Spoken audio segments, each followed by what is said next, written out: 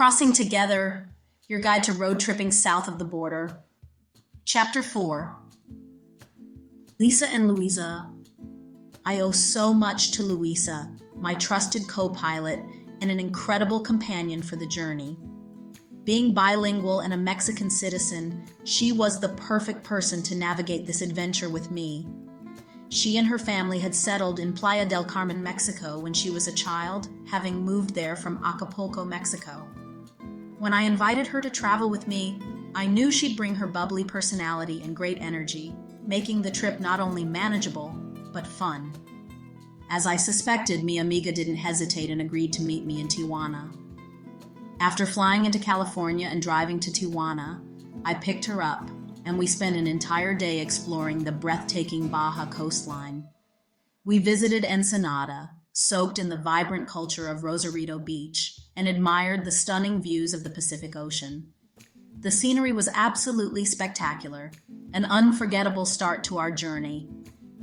I have to admit, though, the journey had a rocky start. It was actually a little bit of an adventure right from the beginning. As we were leaving Tijuana, trying to drive through unfamiliar streets, Louisa, my trusted co-pilot, and I took a wrong turn. Before we knew it, we had somehow found ourselves in the lane heading back to the U.S. border at San Diego. Panic set in as we realized our mistake. This was no small mistake. We were in a one-way lane moving towards the border crossing into the United States, which was a huge problem. Louisa, being a Mexican citizen without a U.S. visa, absolutely could not cross the border. If she did, she risked being deported, a consequence much worse than a simple detour. In those scary moments, we realized we had to act quickly. We were too far along to turn back, so there was only one option. Louisa had to jump out of the car before we reached the border checkpoint. As she hurried to get out, I suddenly remembered she had left her phone on the seat. Without thinking, I yelled, "Don't forget your cell phone!" She grabbed it just in time and made her escape. Watching her disappear into the crowd while I continued the drive down the road alone was surreal, but we had thankfully avoided disaster. This was just the start of our journey and did give me a moment of anxiety. Did I really know what I was doing? Did I somehow have a Mexico version of a Thelma and Louise road trip fantasy playing out in my head? That trip didn't end well. Just the thought stopped me for a moment. But then, like the characters in the movie, I pressed on. If nothing else, they had a grand adventure, I thought. So there I was, driving up to the border guard checkpoint, heart beating fast. I started thinking I must have looked like some kind of criminal having Louisa jump out of my car, and nerves on edge. The guard looks at me and says, "Why are you in the security lane?" It turns out this wasn't just any lane. It was the lane reserved for people with government security clearance to cross into San Diego. What? My mind started racing for an excuse. Anything that would make him understand that this was just a big mistake. I started stuttering incoherently. The checklists and research does not prepare you for this scenario. But before I could get a sensible sentence together, the guard drops the bomb. "There's a $500 fine for being in this lane." My stomach dropped, and all I could think was, oh shit.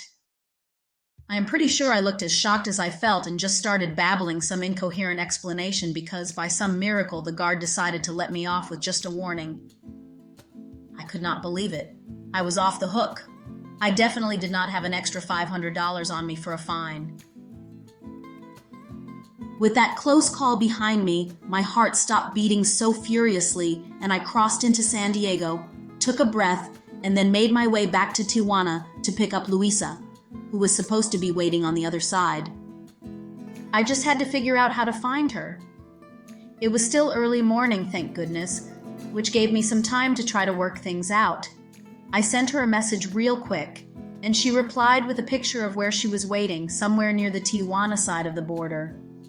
The problem was, I had no clue where that picture was taken. It could have been anywhere. That's when I spotted a taxi driver. Desperate for help, I showed him the picture on my phone and asked if he knew the spot. He nodded, motioning for me to follow him. So I drove behind him, weaving through the streets of Tijuana, hoping this wasn't another wrong turn, or that my friends would turn out to be right, and I was being kidnapped by the cartel. After a few minutes, he pulled over, pointed ahead, and there she was. Luisa, just chillin' like nothing crazy had just happened. I was so grateful to see her. I would have felt terrible if something happened to her because of me. She hopped into the car with a huge smile, and I made sure to tip the taxi driver for getting me there. We both let out a huge sigh of relief, then burst into hysterical laughter. I mean, after all that chaos, what else could we do but laugh? It was one of those moments that was stressful and ridiculous all at the same time. But now that we were back together, we knew the real adventure was just about to begin. My drive through Mexico turned out to be a grand adventure that included tickets, wrong turns, running out of gas, and major communication challenges due to our cultural differences. You can find my book and the rest of the story of Crossing Together on the link below. I hope you will be inspired and fortified as you plan or begin your road trip across Mexico. Bienvenidos!